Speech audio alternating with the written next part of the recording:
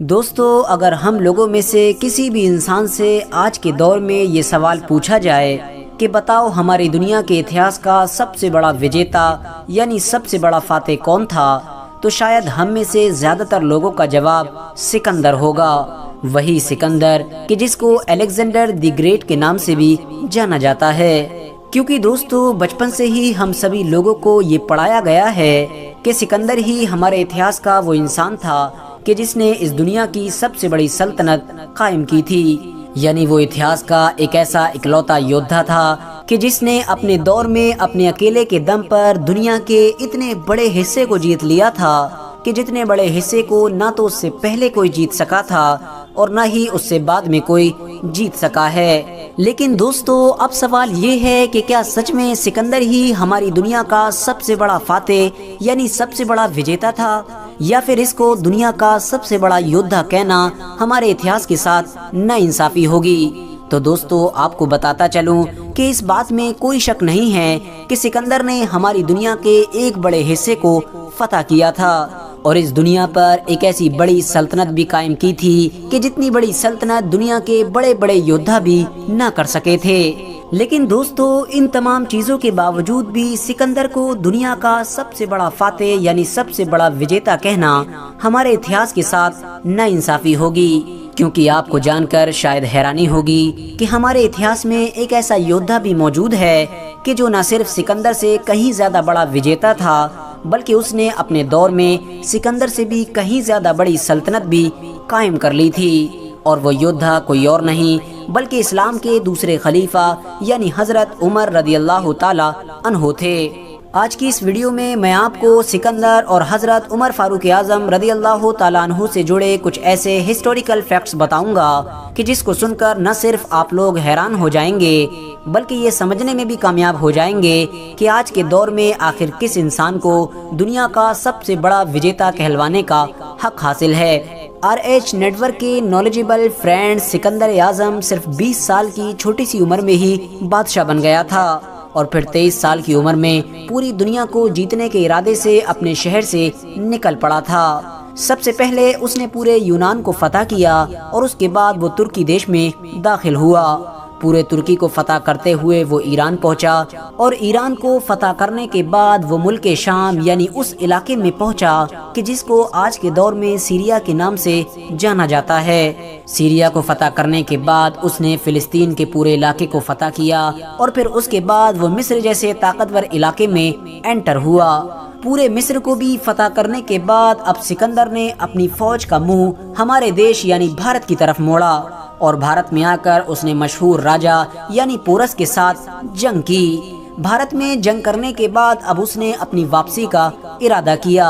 اور مکران کے راستے سے جب وہ اپنی پوری فوج کے ساتھ اپنے گھر پر واپس جا رہا تھا تو راستہ میں ہی بدقسمتی سے صرف اور صرف 33 سال کی عمر میں ٹائیفائڈ بخار کی وجہ سے 323 عیسیٰ پورو میں سکندر کی موت ہو گئی تھی، اور اس طرح سکندر ہماری دنیا کو صرف اور صرف 33 سال کی عمر میں ہمیشہ ہمیشہ کے لیے الوداع کہہ گیا تھا۔ دوستو سکندر ایک شاہی خاندان میں پیدا ہوا تھا۔ بچپن سے ہی اس کو بہت سارے قابل اور ہوشیار لوگوں نے فوجی ٹریننگ دی تھی۔ ارسطو جیسے مشہور اور ماہر استاد کی صحبت بھی ملی تھی، اور اسی کنڈیشن میں ہی بڑے ہوتے ہوتے جب سکندر کی عمر 20 سال ہوئی تو پھر اس کو بادشاہت دے دی گئی۔ وہیں دوسری طرف اگر بات کریں حضرت عمر کی تو ان کی پچھلی 10 سے 15 نسلوں میں بھی کوئی بادشاہ موجود نہیں تھا، بلکہ وہ تو اونٹ اور بکری جیسے جانوروں کو پالتے ہوئے بڑے ہوئے تھے۔ گھڑ سواری، تلوار بازی اور تیر اندازی جیسی چیزیں بھی حضرت عمر نے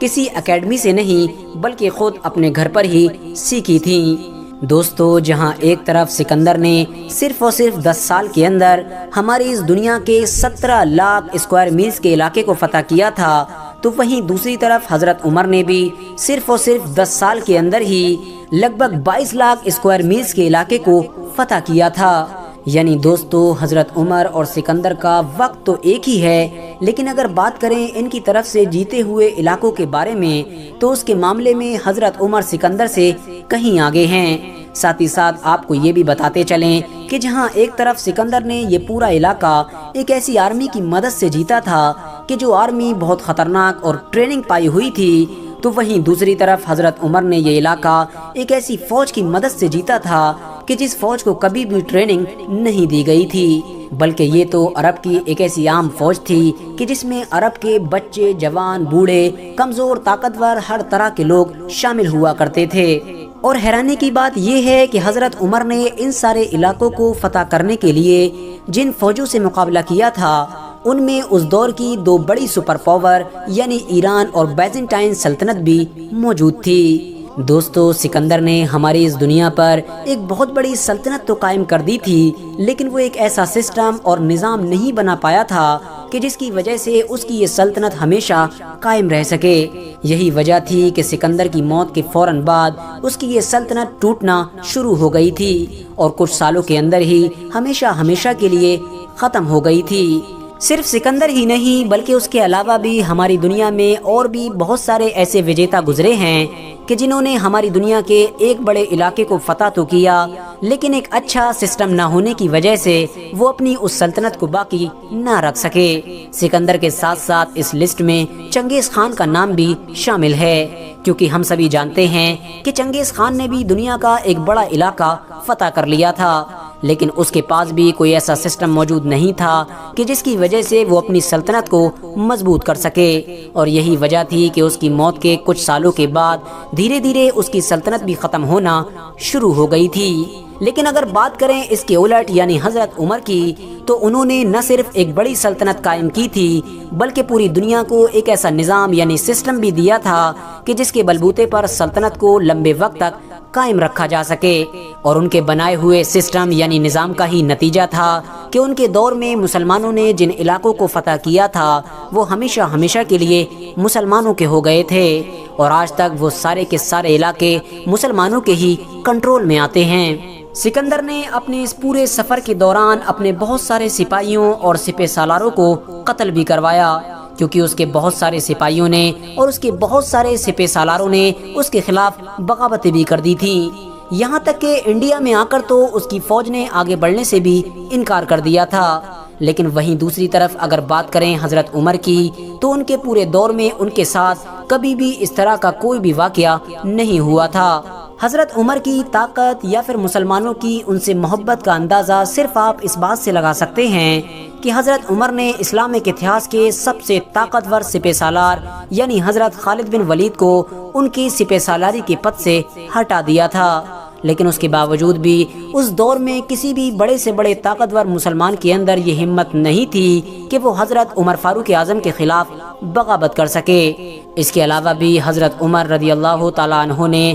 کئی بار بڑے بڑے گورنر کو ان کے پدوں سے ہٹا دیا تھا، لیکن اس کے باوجود کبھی بھی کسی بھی انسان نے یہ ہمت نہ کی کہ ان کے خلاف بغاوت کرے۔ لیکن آپ کو جان کر شاید حیرانی ہوگی کہ اپنے دور کی دنیا کی سب سے بڑی سلطنت کے خلیفہ ہونے کے باوجود بھی حضرت عمر بہت سادگی کے ساتھ زندگی گزارا کرتے تھے۔ وہ اکثر کہا کرتے تھے کہ قوم کا لیڈر یعنی حکمران قوم کا سچا خادم ہوتا ہے۔ حضرت عمر کی مہر پر یہ لکھا ہوا تھا کہ عمر نصیحت کے لیے موت ہی کافی ہے۔ وہ اکثر رات میں زمین پر ہی سو جایا کرتے تھے۔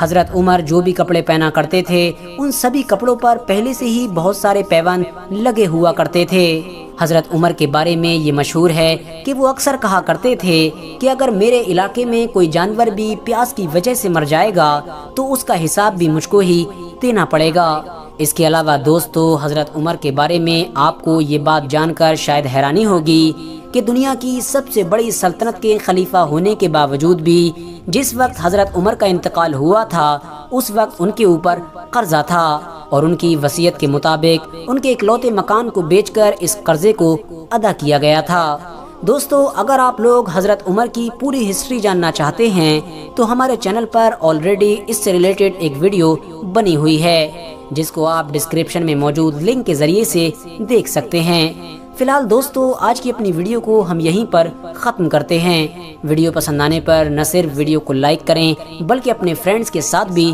ضرور شیئر کریں، اور اسی طرح کی نالجیبل اور ہسٹوریکل ویڈیوز ہمیشہ دیکھنے کے لیے ہمارے اس چینل کو سبسکرائب کر کے ساتھ ہی میں بیل آئیکن کو بھی پریس کر دیں۔